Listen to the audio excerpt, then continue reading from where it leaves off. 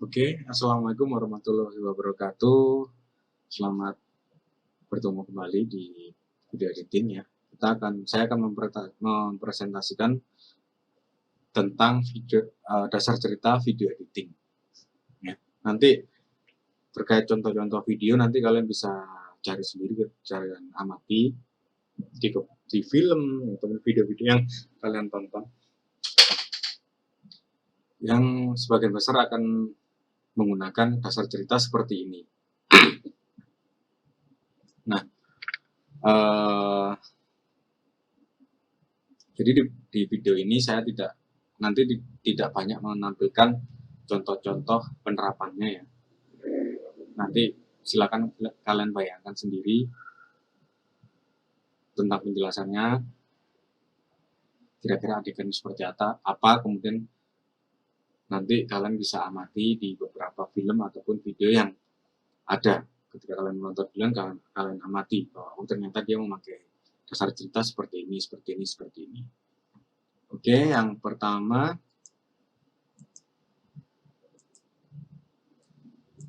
kita kutip dulu pernyataan Budovkin. Editing is creative force of filmic reality and the foundation of film art. Editing adalah kekuatan kreativitas pada sebuah film dan sebagai fondasi pada seni film. Jadi kuncinya adalah pada editing itu sendiri. Nah, ini yang sering kita bahas ya, continuous editing, di mana editing itu harus memiliki urutan yang logis, struktur yang logis seperti realita, tidak terjadi jumping. Dalam perkembangan sebuah shot video, ketika kita selesai melakukan proses produksi ya di lapangan, mengingat shot video yang sama, seorang editor dapat menyarankan atau memberikan opsi banyak skenario yang berbeda, membuat skenario berbeda dari shot yang ada, konklusi yang berbeda, informasi yang berbeda, adegan yang berbeda dengan stock shot yang ada ya. Tidak hanya menjadi satu skenario saja, tapi dengan editing itu menjadikan lebih dari satu skenario dengan merubah urutan shotnya. Perhatikan dua shot ini ya. Adegan pertama adalah seorang pria yang menatap kaget, ekspresi kaget. Kemudian adegan kedua adalah pria lain yang menarik pistol dan menembak ke arah kamera. Kalian bayangkan adegan seperti ini. Nah, jika kita urutkan shot video di atas, maka akan menghasilkan informasi bahwa pria yang kaget tadi tertembak oleh pria yang memegang pistol. Oke, kemudian kita balik nih urutannya, 2-1. Maka akan terjadi informasi, pesan, ataupun konklusi bahwa pria pertama itu kaget melihat peristiwa penembakan ataupun adegan penembakan. Nah, di situ kita bisa bayangkan ya, bahwa dengan dua shot tadi bisa menghasilkan lebih dari satu adegan ataupun satu informasi ataupun satu konklusi ketika kita bolak-balik urutannya. Oke, kemudian saya kasih contoh penerapannya ya. Seumpama kita punya 3 shot ini. Yang pertama adalah shot penumpang pria melompat dari mobil, kemudian shot yang kedua mobilnya terbakar, shot ketiga terjadi ledakan. Kita bayangkan, jika kita urutkan sekuennya 1, 2, 3, maka shot tersebut menghasilkan informasi pria itu melompat dari mobil, kemudian mobil itu terbakar dan meledak. Informasinya adalah, konklusinya adalah pria ini selamat dari luka bakar dan ledakan. Nah, bagaimana jika kita rubah lagi urutannya menjadi 3, 2, 1? ledakan, mobil terbakar, baru penumpang pria melompat. Urutan ini akan menghasilkan informasi bahwa ada ledakan, kemudian mobil kemudian mobilnya terbakar, dan akhirnya pria harus melompat keluar. Maka konklusinya adalah si penumpang ini kaget melihat ledakan, kemudian mobilnya itu terbakar sehingga menyebabkan mobilnya terbakar, dan pria itu harus melompat keluar. Jadi konklusinya si pria ini bisa jadi mengalami luka bakar. Oke, sudah beda ya dengan yang pertama. Kemudian aplikasi berikutnya adalah ketika kita rubah urutannya menjadi 2, 1, 3, maka akan terlihat hasil seperti ini. Terlihat kebakaran yang menyebabkan penumpang tadi kaget keluar dari mobil, sehingga penumpang ada waktu untuk melarikan diri dari ledakan. Jadi dia selamat dari ledakan karena dia kaget melihat ada kebakaran. Berbeda konklusinya. Kemudian yang berikutnya adalah urutan 2, 3, 1. Di skenario ini penumpang pria tadi baru melompat keluar setelah terjadi api yang menyebabkan ledakan. Jadi hal ini bisa menjadikan 3 shot tadi memberi 4 arti yang berbeda, 4 informasi yang berbeda. Nah, kita bisa bayangkan nih, ketika pada proses film yang besar ya, proyek film besar, di mana di sana ada ratusan shot dan ratusan adegan yang biasa terjadi dalam proses produksi itu tadi.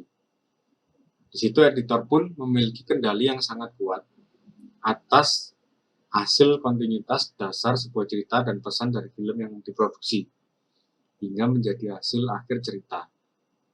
Apakah sesuai dengan skenario awal ataupun menjadi skenario editing baru yang lebih baik, intinya seperti itu. Ini bisa terjadi ya, bisa saja skenario produksi dan skenario editing itu berbeda jauh. Nah, ini biasanya terjadi pada proses pasca produksi ya, antara sutradara, editor, dia mencoba mengotak-atik dengan editing itu tadi. Oke. Berikutnya, percepatan waktu. Di produksi film dan video, waktu bisa dimainkan dengan memadatkan ataupun diperpanjang. Contohnya kita perpanjang seperti slow motion sehingga kita merasakan dramatisasi dan secara detail melihat ekspresi dan gerakan-gerakannya. Nah, yang dipadatkan adalah mempersingkat waktu yang harusnya ditempuh sekian menit menjadi beberapa detik.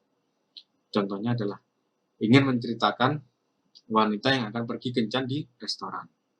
Nah, dalam proses real time-nya bisa kita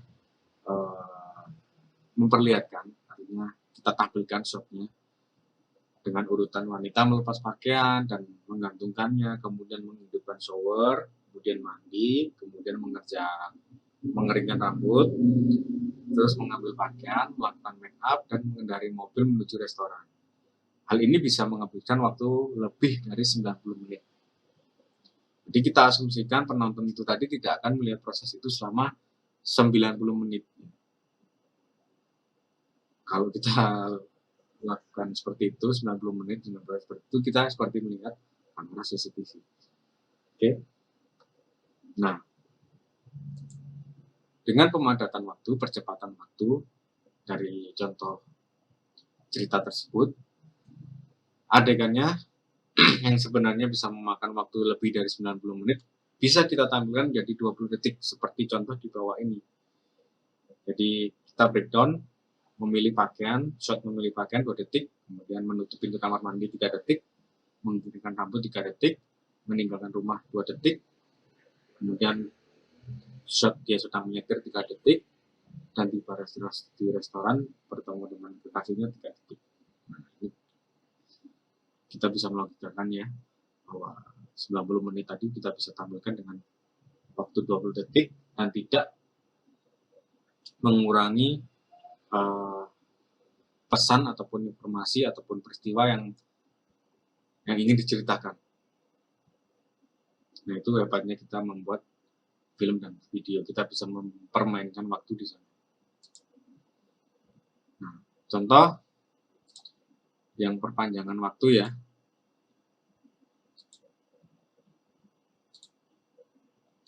Ini saya ambil cuplikan dari film Batman.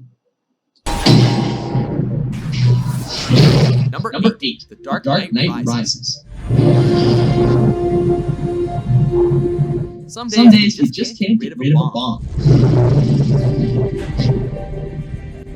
In what he meant to be a selfless act and the ultimate sacrifice, Bruce Wayne himself flies a nuclear bomb far away enough from civilization to save everyone, and seemingly dies in the ensuing blast in the final installment of Christopher Nolan's Batman trilogy.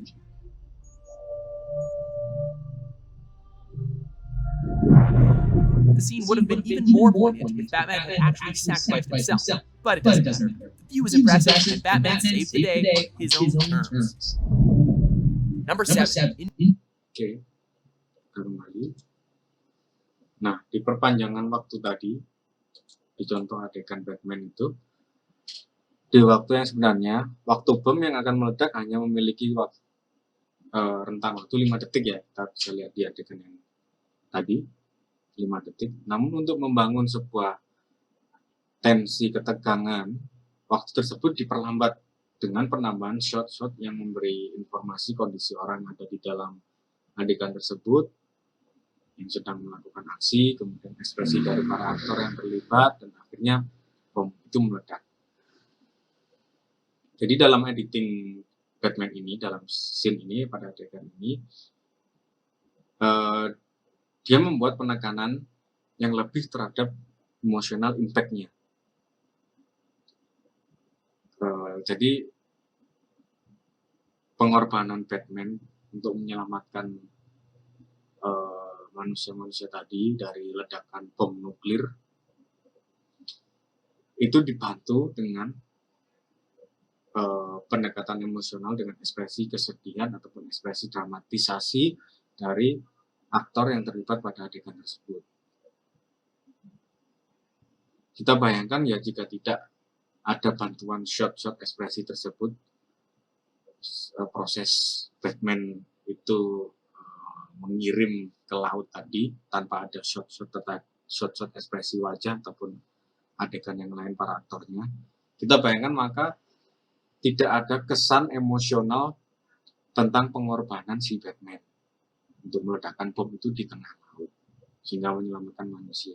Nah, itu maksud dari memperpanjang waktu ya, untuk membangun ketegangan-ketegangan seperti itu atau menambah dramatisasi dari adegannya. Oke, berikutnya. Nah, kita harus memperlihatkan penyebabnya nih. Seringkali kontinuitas itu menjadi bagian penting dari editing. Skrip yang baik, yang bagus dapat ditingkatkan dengan editing yang baik juga. Sehingga memberi kesan atau penjelasan kenapa hal itu bisa terjadi. Adegan itu bisa terjadi. Jadi tahu nih penyebabnya apa. Tidak ujuk-ujuk tiba-tiba kok gini, tiba-tiba kok gitu. Tanpa ada penjelasan. Jadi penonton akan bingung maksudnya apa. Tiba-tiba ada seperti itu. Nah, sebagai contoh, akan aneh jika kita mengangkat adegan seorang yang sedang mengangkat telepon, tiba-tiba mengangkat telepon ya maksudnya, kecuali sebelumnya ada shot yang mendengar telepon itu berdering. Itu akan aneh jika kita tidak menambahkan shot sebelum adegan mengangkat telepon tanpa ada gambar ataupun visual telepon itu berdering. Nah, sehingga telepon berdering itu menghasilkan respon untuk shot berikutnya ataupun shot sebelumnya. Jadi ada penyebabnya itu apa, perkenalan biasanya kita sebut dengan perkenalan konflik ya. Kira-kira seperti itu. Harus kita lihatkan dulu penyebabnya. Tidak terjadi tiba-tiba ada itu. Oke. Contohnya seperti ini. Memperlihatkan penyebabnya. Kita bayangkan dalam film kejahatan biasanya kita melihat langsung di 5 menit pertama ya. Ini contoh pembunuhan, adegan pembunuhan, peristiwa pembunuhan. Seorang yang terbunuh di sofa ruang keluarga tanpa mengetahui siapa yang membunuh sebelumnya. Jadi tiba-tiba di adegan awal 5 menit kita disajikan dengan orang meninggal di sofa di ruang keluarga tanpa tahu nih kenapa ini bisa terbunuh dan siapa yang membunuhnya. Nah, meskipun dalam editing kontinuitas adalah suatu kejadian harus menjadi urutan yang logis ya, 1, 2, 3 tadi. Jadi harus ada orang yang membunuh dulu baru terjadi kematian. Maka bisa saja kita membuat cerita ini menjadi lebih menarik. Kita bangun rasa penasaran penonton dengan konklusinya dulu. Konklusi bahwa ada seorang yang meninggal tanpa tahu penyebabnya. Hal ini biasa terjadi disajikan pada film-film pembunuhan dan kejahatan. Yaitu tadi karena ingin membangun rasa penasaran penonton terhadap alur cerita berikutnya ataupun plot twist yang akan diceritakan. Nah, dari motivasi tadi ya, motivasi pembunuhan tadi, motivasi adalah salah satu dari motif ya, maksudnya motif kuno dari adegan pembunuhan tadi biasanya adalah motif uang, kecemburuan ataupun balas dendam. Biasanya seperti itu tentang pembunuhan kejahatan ya. Bahkan jika motivasinya adalah balas dendam, maka balas dendam pun harus memiliki alasan. Jadi ada penyebabnya kenapa dia harus balas dendam. Nah, untuk memberikan jawabannya dapat ditunjukkan dengan insiden dari masa lalu. Nah, ternyata keseluruhan cerita tersebut adalah cerita tentang seorang suami pria yang balas dendam kemudian melakukan pembunuhan di sofa. Konfliknya, penyebabnya adalah dia melihat kedekatan istrinya atau wanita itu dengan pria lain, kemudian dia mulai membangun konflik, melihat kecurigaan, kecemburuan, kebencian, dan kemarahan yang menyelimuti pria itu ataupun suaminya, dan melihat bahwa emosi negatif itu tidak dapat ditahan dan akhirnya terjadi pembunuhan. Nah, itu kan menjadi sebuah plot twist yang ya, sangat menarik ya kalau kita tampilkan di awal-awal adegan orang meninggal tadi di sofa, kita bisa menerka-nerka nih, jangan-jangan ada perampok, jangan-jangan ada pemerkosaan, ataupun ternyata plot twistnya adalah suaminya sendiri yang membunuhnya, bukan orang lain karena merampok. Ternyata suaminya melakukan balas dendam terhadap istrinya yang melakukan perselingkuhan. Nah, itu bagaimana kita membuat sebuah dasar cerita. Oke, kalian nanti bisa amati ya di film atau video yang kalian tonton bagaimana cerita dari sebuah film itu bisa dibangun, kemudian bagaimana mensajikan sehingga kita bisa membangun suasana dari film, ketegangan dari film, rasa penasaran dari film, sehingga membuat karya film ataupun video itu menjadi lebih menarik untuk ditonton sampai selesai. Oke, kira-kira seperti itu untuk dasar editing ya. Saya akhiri presentasi. Assalamualaikum warahmatullahi wabarakatuh.